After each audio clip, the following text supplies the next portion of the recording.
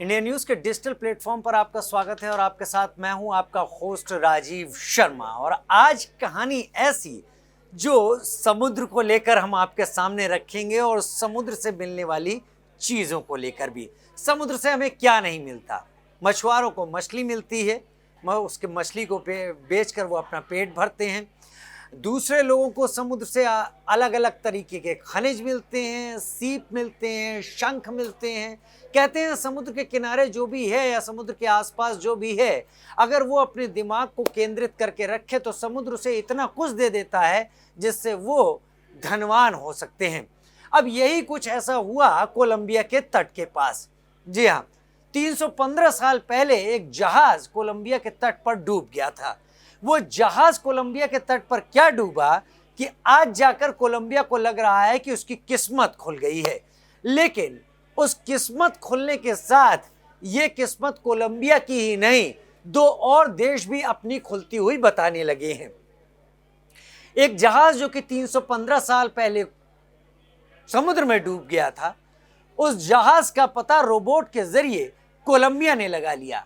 लेकिन जब उसकी कहानी निकलकर सामने आई तो आंखें चकाचौंध हो गई, फटी रह गई।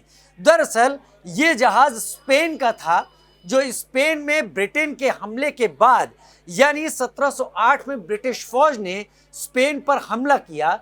उस दौरान स्पेन के राजा ने अपने खजाने को अलग अलग जहाज़ों में भरकर एक जगह से दूसरी जगह पर शिफ्ट करना शुरू किया। इस जहाज का नाम था galleon San Jose. Galleon San Jose के अंदर भी बेतहाशा खजाना था। लेकिन जब इसके ऊपर हमला हुआ तो ये जहाज डूबा, और न केवल ये जहाज डूबा, अपने साथ इतनी दौलत डुबा ले गया जिस दौलत की आज की तारीख में जो कीमत है वो 17 अरब डॉलर है। यानी 17 अरब डॉलर का खजाना इस जहाज के अंदर मौजूद है। और जब कोलंबिया ने जांच करवाई, कोलंबिया ने समुद्र में रोबोट भेजे, तो इस जहाज की लोकेशन का पता चला। और इस जहाज की लोकेशन का पता चलते ही कोलंबिया को ये लगना तय हो गया कि वो बहुत जल्दी बेतहाशा अमीर होने जा रहा है। लेकिन झगड़ा भी यहीं से शुरू हो गया। स्पेन ने ये कहना शुरू कर दिया कि क्योंकि ये जहाज उसी का था, लिहाजा ये खजाना भी उसका है। उधर बोलीविया ने ये कहा कि क्योंकि स्पेन ने उसके ऊपर जुल्म करके इन सारे जहाज में भरे हुए जो धातुएं हैं, सोना है, बाकी जवाहरात हैं, उसका खनन करवाया, लिहाजा ये सोना उसका है। और कोलंबिया का कहना है क्योंकि ये सोना उसके तट में मिला है, उसकी समुद्री सीमा में मिला है, लिहाजा ये सोना कोलंबिया का है। अब इस सोने की कीमत तो हम आपको बता चुके हैं, करीब 17 अरब डॉलर। इस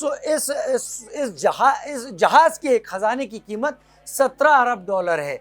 इस जहाज में 1 करोड़ से ज्यादा सोने के सिक्के रखे हुए थे, 1 करोड़ से ज्यादा। साथ में हीरे जवाहरात और न जाने क्या क्या थे। जब इसके ऊपर हमला हुआ तो जहाज तो डूबा ही डूबा, 600 के करीब सैनिक भी इस जहाज के डूबने के दौरान मार डाले गए थे। अब इस जहाज को लेकर झगड़ा शुरू हो गया है 3 देशों के बीच में। और कोलंबिया के राष्ट्रपति का ये कहना है, जिनका नाम गुस्तावो पेट्रो है, कि जल्द से जल्द इस जहाज को निकाला जाए, इस खजाने को हासिल किया जाए। 2026 में उनका कार्यकाल खत्म हो रहा है, तो लिहाजा वो चाहते हैं कि 2026 से पहले ये जहाज निकाल कर इसका सारा का सारा खजाना हासिल कर लिया जाए।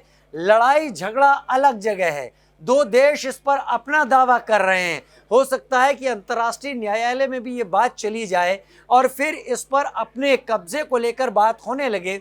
लेकिन कोलंबिया का कहना है क्योंकि ये उसकी सीमा में मिला है, इसलिए और किसी का नहीं है। 315 साल बाद सैन जोस के डूबे हुए खजाने का अगर कोई मालिक है तो वो कोलंबिया है। आपको क्या लगता है इसका मालिक कौन हो सकता है? स्पेन, जिसका दरअसल वाकई ये जहाज था, कोलंबिया, जिसकी तट सीमा में डूबा हुआ है जहाज कोलंबिया की रिसर्च के बाद सर्च के बाद मिला है। तीसरा बोलीविया, जिसका ये कहना था कि उससे काम कराया गया उसके लोगों से, तब ये सारी चीजें हासिल की गई जो इस जहाज पर मौजूद है, लिहाजा मेहनत उसकी है, तो ये सारा का सारा खजाना उसका है। कमेंट सेक्शन में लिखकर जरूर बताइएगा कि आखिर ये खजाना किसका, जब निकलेगा तब खबर आएगी, वो भी आपके साथ जाहिर करेंगे। फिलहाल इस वीडियो में इतना ही। नमस्कार।